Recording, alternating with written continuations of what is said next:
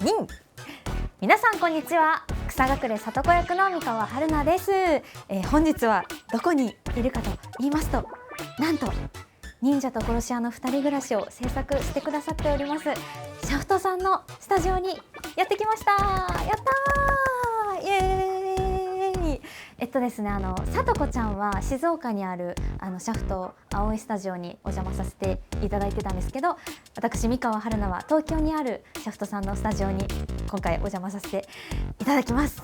やっぱ声優ってこうブースで映像見てお仕事することが多いので、こうやってアニメの制作現場に来られることってなかなかないので、てか初めてなので、今回はいろいろ気になったことに質問して皆さんにもニンコロの魅力をお伝えできるように頑張りたいと思います。では早速、皆さんお仕事中なので邪魔にならないようにアニメの魅力を伝えられるように、シャフトさんの魅力も伝えできるように三河潜入してきます。行ってきます。ニンということで到着しました。まずは、ニンコロのアニメを統括する宮本監督のデスクにお邪魔させていただいております。宮本監督、よろしくお願いいたします。よろしくお願いします。いつもは宮さんと呼んでるので宮さんでもいいでしょうか。お願いします。お願いします。じゃあアニメ監督っていうものってすごい質問なんですけど、どういうお仕事をされているんでしょうか。原作者さんのその意図をちゃんと反映させる、原作の意図をちゃんと大事にするっていう職業だと思ってます。じゃあいっぱいハンバーガー先生とすごい何回も打ち合わせを重ねて、なんかこういうアニメにしたいですっていうのはすごいハンバーガー先生の気持ちも汲み取りながら。そうですね。はい。早速なんですけど、今何の作業をされてますか。今は12話の最終回のコンテチェックを。最終回ですね。コンテチェックってことは、脚本をはい、今見てるんですね。そうですね。見ながら、はい。コンテは今別の方が書かれてるんですけども、それもその上がりを今見てるっていう状態ですね。最終チェックをされていて、そうですね。他にも監督っていろんな仕事をされてるじゃないですか。例えばなんかどういったことをされてるのかなっていう。順番に全部やってまいりますね。多分誰でもそうだと思うんですけど、シナリオ会議に出て、で次に絵コンテのチェックに入って、で各演出さんと話をして演出打ちをやって、で、監督本人も演出やったりとかしますので、で演出、つまり作画さんと今度は打ち合わせですね。原画さん、アニメーターさんと打ち合わせをして、で、カットごとに、意図が変わるんで、それぞれ意図がありますので、その絵コンテと合わせて、こんな形で仕事お願いしますっていうふうに発注お願いして、で上がってきたレイアウトをチェックして、意図通りであるかどうかとか、ちゃんとその打ち合わせ通りになってるか、あるいは打ち合わせ通りにしなかったとしても、意図に沿った上でなんていうんですかね、その意図を超えてくるようなとても情報方向に飛んでいってくれてる分にはもうそれはもうむしろすごいと思う。特にこれなんかそうですね。これは今レイアウトのチェックをされてるところ。終わったところ。なんかどういう発注をされてたんですか。なんかこの原作でも葉っぱにするシーンってあったんですけど、私想像ではもっとなんかパッみたいなイメージだったんです。葉っぱにパッってするイメージだったんですけど、ニンコロすごいじゃないですか。そうですね。1話だけやろうってことで。そこを見せようっていう葉っぱにするところをですね。はい。で、そうですね。コンテは普通に触ったら、葉っぱになっていって、で散りますよっていう、単純な本当1ページぐらいのものだったんですよね。ただ原画さん、川田さんかな。原画の川田さんという方がいらっしゃって、その方がではこうするのはどうでしょうかっていう形で。さらなる提案があって、これ多分膝あたりかな。ここあたりからスタートして、その体が崩壊しながら葉っぱになっていくっていうのをずっと描いてるんですよね。確かにコマ数がすごいですね。すごい。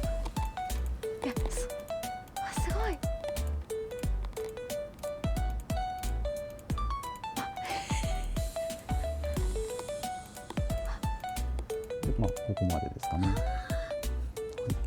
じゃあこれはもうなんか想像以上のそうですね、はい、ものが、ここまでやってくれると、そうですね、確か原画だけで48枚ありますね。に48枚、じゃあもともとはそうですよね。そそんなにそんなでもなかったはずなんですけど、まあそれでも大変ではあるんでしょうけども、はいもっと大変なことしてきてますね。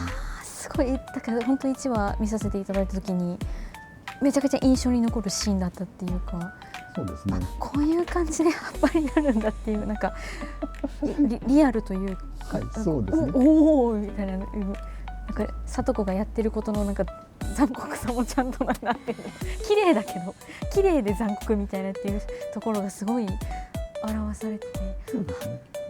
じゃあこのチェックはもう全然もう最高ですっていうだけでしたね。はい、もう何も触るところがないっていう状態ですね。ということで、今回宮本監督にお話を伺いました。本当にありがとうございました。いろいろ教えてくださりありがとうございます。ありがとうございました。あと残りアフレコも少ないですが、よろしくお願いいたします。よろしくお願いします。よろしくお願いします。ありがとうございます。ありがとうございました。ありがとうございました。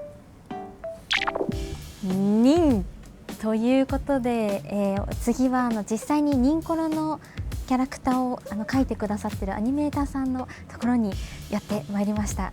山田さん、よろしくお願いいたします。改めまして草隠里子役の三河春菜です。よろしくお願いします。普段山田さんはニンコロだとどういう作業をされてますか？レイアウトとか原画とかを中心にやっていて、で今は、アイキャッチとか、あとエンディングとかそういうのを今はやってます、中心に。はい。エンディングっていうのはニンコロダンスの、そうです。このこれです。そうなんですね。ちょっと早速なんですけど、今私が見えているものはこれはアイキャッチですよね。1話のアイキャッチになります。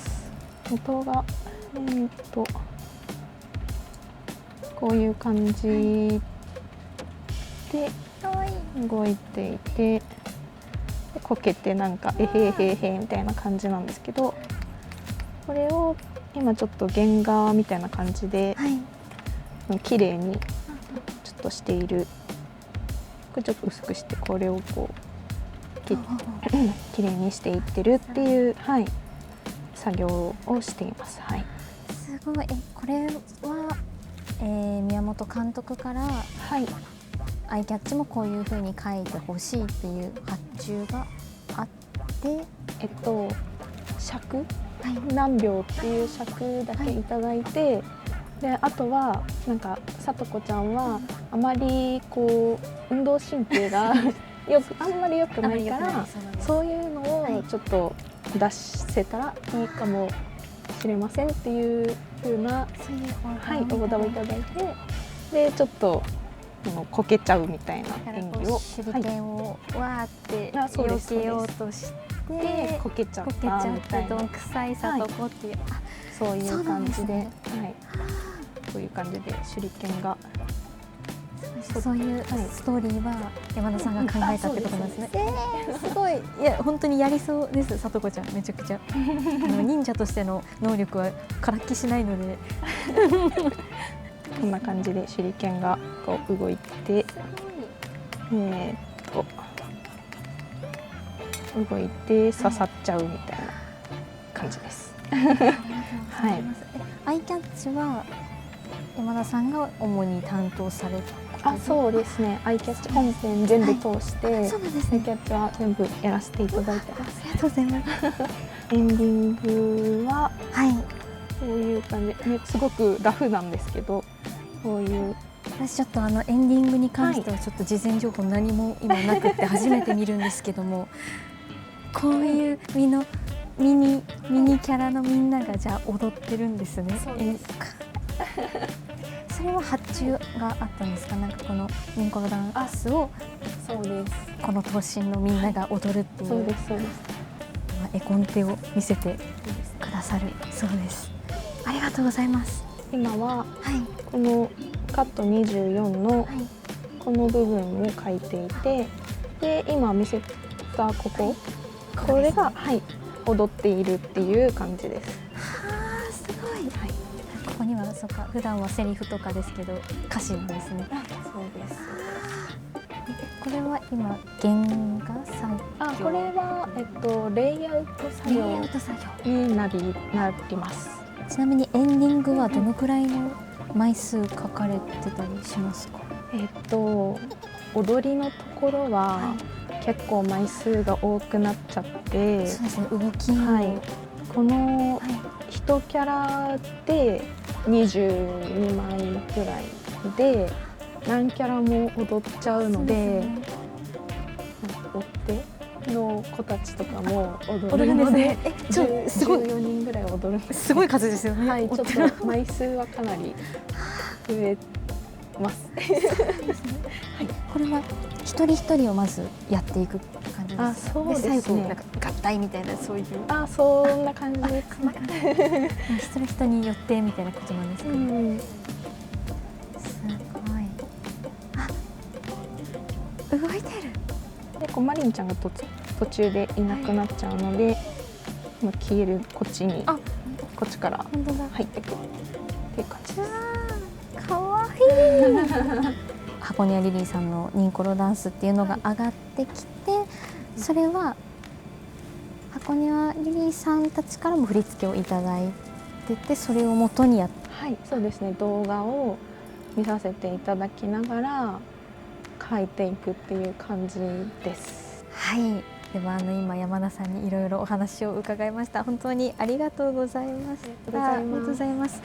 この後書かせていただけるということで、完全に今忘れてまして、なんかすごい可愛い、すごいって言ってたんですけど、実際この後ちょっといろいろ教えていただきながら書かせていただくみたいなので、よろしくお願いいたします。頑張りましょう。よろしくお願いします。この後も頑張ります。では大変恐縮ではありますが、山田さんにいろいろ教えていただきながら、私も聡子のミニキャラを描いてみたいと思います。頑張ります。ちょっとなんかさっきちょっとしたキーボードの使い方とやり方を教えていただいたので、聡子ちゃんの設定資料をたくさんいただいておりまして、ここにミニキャラの聡子ちゃんがいるので、いろいろちょっと参考にさせていただきながら描いていきたいと思います。普段山田さんどこから描かれてます？目？全体の大きさを描いて、なるほど。こんなもんかな、こんなもんかな、みたいな感じで、じゃあ顔をなんか丸とかで、よく見るやつです。はい、こうして、はい、丸って描いて、体いいと思います。ちょっと大きいかもしれない。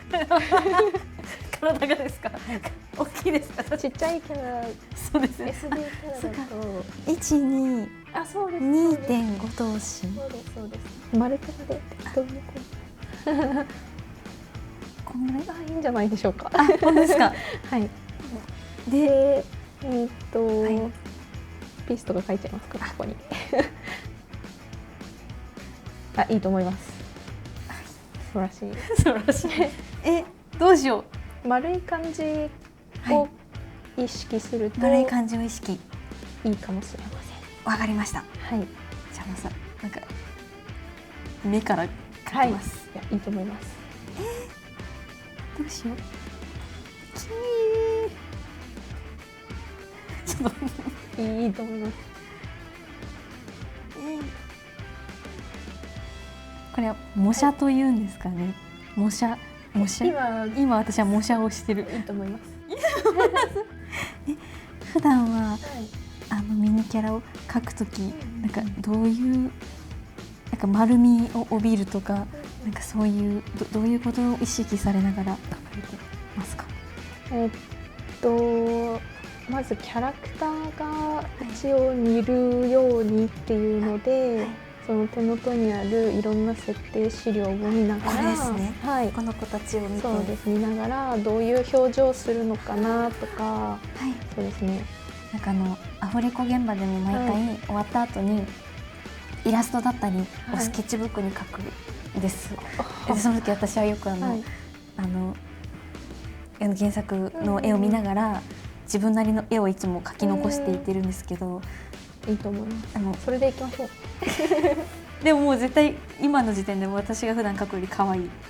もう可愛いんで。なん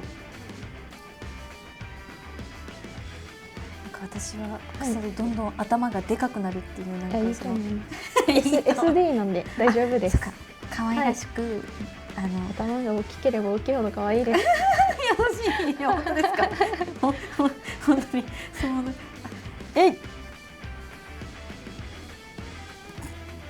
いい感じです。大丈夫です。自信持ってください。化け物みたい。自信持ってください。大丈夫です。はい。大丈夫です。大丈夫です。これどこから書いて。だから服がこうなってるから。合ってます。合ってますよね。いい感じです。いい感じです。もうさとこちゃんですね。これは。さとこですか。はい。もうこれは完全に。なんかもう本当皆さん魔法使いに見えてきます。なんかすごいちょっと腕長。大丈夫ですか。一回消しましょう。これは。これ何？下を押すと戻れます。はい。そうです。こういいと思います。いうことですね。はい。いいと思います。はい。はい。完璧だと思います。できました。ありがとうございます。いかがでしょうか。これは採点的には3105点ですね。さとこ点。さとこ点。はい。優しい。3105点。はい。さとこ点いただきました。ありがとうございます。なんかどういうところが可愛いなってありますか。ほっぺたとか、お目目とかも似てていいと思います。すごい丸い感じが出てて可愛いと思います。優しく教えていただいて本当にありがとうございます。す。実際に使ってみて、まず機械の使い方を覚えるのも大変ですし、なんかもうすごいです。ありがとうございます。ありがとうございました。はい、では今回は山田さんにいろいろ教えていただきながらさとこちゃんのミニキャラを描かせていただきました。本当にありがとうございました。ありがとうございます。ということで、お次はですね色を塗る作業仕上げのセクションを担当されていらっしゃる川上さんにお話を伺いたいと思います。本日はよろしくお願いいたします。川上です。よろしくお願いします。改めまして草隠れ里子役の三河春菜です。じゃあ早速なんですけど、今ってどういう作業をされてたりしますでしょうか。はい、この部署は仕上げと言いまして、アニメの中における色を塗るというセクションになります。今作業されてるので、早速なんですけど、見ても大丈夫ですか。はい、大丈夫です。失礼します。お邪魔します。仕上げというのは、まず原作絵から色を出した色指定表というものがありまして、それがこれになりますね。これが色の指示書みたいなので、ここのボックスから色を拾って、この作画のセルと呼ばれる動画に色をつけていきます。そうですね。もうすべてのパーツに対して、ハイライトと言われる明るい部分で、ノーマルといわれるこの通常の部分に対して影が2色、1号影と2号影っていうのがある状態のボックスがだいたいついてる状態ですね。次にカットごとに、キャラクターとか、服装だったりが違かったりするので、色指定検査さんという人がいまして、仕上げの中に。でその人がいわゆるどこの色を使って何のキャラで塗ってくださいという指示を入れるものがあります。でこれを見て仕上げという部署はこの通りに指示に従ってこのセルに色を塗っていくという1カット1カットに対してシーンの色とキャラクターの色、あと小物とかあれば小物の指示とかを入れるっていう感じになりますね。そこから今、さっきの表と見比べながら色をどんどん色を入れていくっていう感じですね。じゃあこれをちょっすみません、いいですか、塗っていきたいと思います。すみません。そうですね。塗り方にも2種類あって、大きいと面積が大きいところはこのバケツのツールを使って塗りつぶしみたいなそうです塗りつぶし。しっていうまさにそのツールでクリックすると色が塗れますと。でこういう細かいところはちょっとこの先端で色がつくのでバケツの、はいそ、こを合わせるの大変。そうなんですよ。そういう場合は、この囲み塗りができるツールがあるので囲って塗ってあげるっていう感じですね。細かいところは加工。そうですね。そうすると塗りやすいです。すごい魔法みたいですね。うわ。なんかニンコロならではのなんかこの色彩のなんかこういうなんか癖があるなとか、ニンコロってこういう特徴があるなみたいなのもあったりするんですか？塗りの面で言いますと、ニンコロって他の、シャフトの作品に比べてちょっと目の情報量が多い作品かなって思っていますね。なんで、ちょっと他に比べてこうなんかハイライトが2色あったりとか、瞳の縁を塗り分けたりとかっていう結構細かめな指示があるんで、あとここをグラデをぼかすので、あそうですね、本当だまつげのグラデをぼかすのでここの塗り分けが違うよとか、なんかそういうちょっと目のディティールが結構細かいので、それをちょっと綺麗に塗ってあげるっていうのは、こちらが完成形になります。口が開いて。そうですね。はい。では川上さんに仕上げについていろいろお話が聞けました。本当にありがとうございましありがとうございた。出来上がった映像になるまでに色を細かく一個一個こうちゃんとやるっていうのを間近で見て本当に魔法って思いました。本当にすごかったです。本当にありがとうございました。はい。では最後に撮影さんのところに行っていきたいと思います。ということで、今回は撮影の藤田さんにお話をたくさん伺いたいと思います。本日はよろしくお願いいたします。よろしくお願いします。改めまして草隠れ里子役の三河春菜です。よろしくお願いいたします。今回撮影監督やらせてもらってます、藤田和之と申します。よろしくお願いします。お願いします。ありがとうございます。早速なんですけど、撮影っていうものはどういった作業をされてるでしょうか？そうですね。撮影は、今までの工程で上がってきた素材を合成して一つの映像にする仕事ですね。でその時に、画面の見栄えを良くするために特殊効果を入れたり、特殊効果、することもあります。映像としてのこの画面としてはもうここが最後のセクションになるという、そうですね。ありがとうございます。ちょっと早速なんですけど、なんか普段どういった作業されてるかだったりお仕事されてるかをなんか見させていただきながら、いろいろ質問しても良いでしょうか？お願いします。では早速作業の方を見させていただきたいと思います。よろしくお願いします。お願いします。先ほど仕上げさんで塗っていただいた素材を使ったカットをちょっと組んでみたいと思います。よろしくお願いします。これがこの葉の口。こうやって分かれてるんですね。そうですね。動く部分と止まってる部分とで、これが体で、まずはこの白いところを抜いて、こういう感じで縁が来るように。でこの後、背景をちょっと乗せてみますね。このカットの背景がこれなんですけど、ただ置いただけだとこんな感じで、見た目で言うとこういう感じ。でここに撮影処理が入ってくると、まずここ路地裏のカットなので、ちょっと背景を暗く落としたいってことで、この背景を暗く影を入れたり。いるってそこにいる。すごい。そしたらキャラクターにも影がこう乗せてきて、で最後、これやっぱ上からのフレア、明かりを入れたいので、こうやってフレアを入れると上から光が入って自然な感じに見える。電灯とかの光が当たって、全然違いますね、やっぱ。で最後にディフュージョンですね。ディフュージョン。専門的でちょっとあれなんですけど、ディフュージョンってのを入れるとこれくらい変わってきます。そうですね。元がこれで入るとこういう感じ。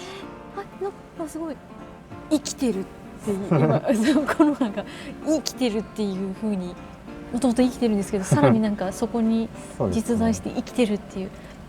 ディフュージョンっていうのはディフュージョンって英語で拡散って意味なんですけど、拡散、はいはい、こういうちょっと光ってるところとかをはいちょっとふわっとぼかして光ってる感じに見せたり、こういう暗いところをさらに絞ってこういうふうにコントラストをつけたりして、まあ、かっこよく見せるみたいな。すごい、撮影処理で結構はい、重要になってくるのがこれかなって感じなんかです。その本当に皆さんが見られてる映像が、はいってことですよね。そうですねこの状態。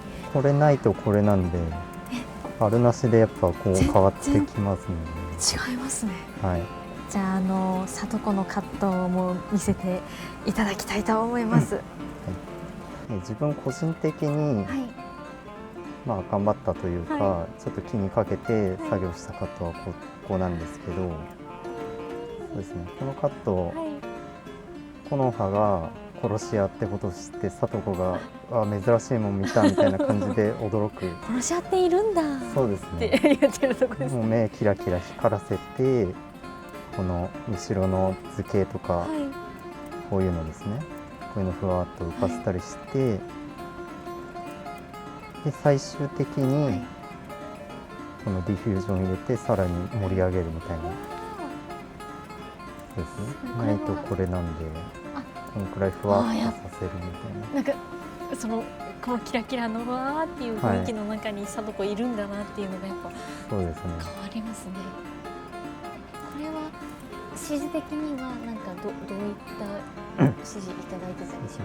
ここのカットのタイムシートはこれなんですけど、DF って DF、これディフュージョンってはい、さっき出た言葉のはい逆なんですけども、これが書いてあるカットはもうすごい画面盛り上げてというか、こうキラキラさせてみたいな指示なんで、はい、まあ藤田さんなりにもうガンガン盛り上げようっていう。強くしてこんくらいキラキラしたみたいなだから盛り上げ方も藤田さんのあれですもんね。さじ加減こうやりたいさじ加減で。そうですね。はい。撮影がこの映像が本当に完全に世に出るものじゃないですか。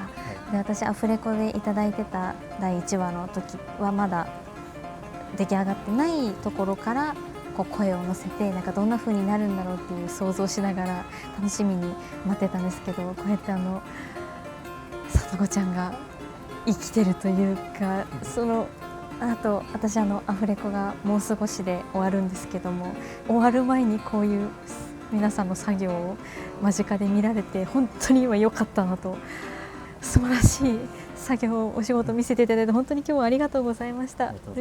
私も頑張ります。アフレコ頑張ります。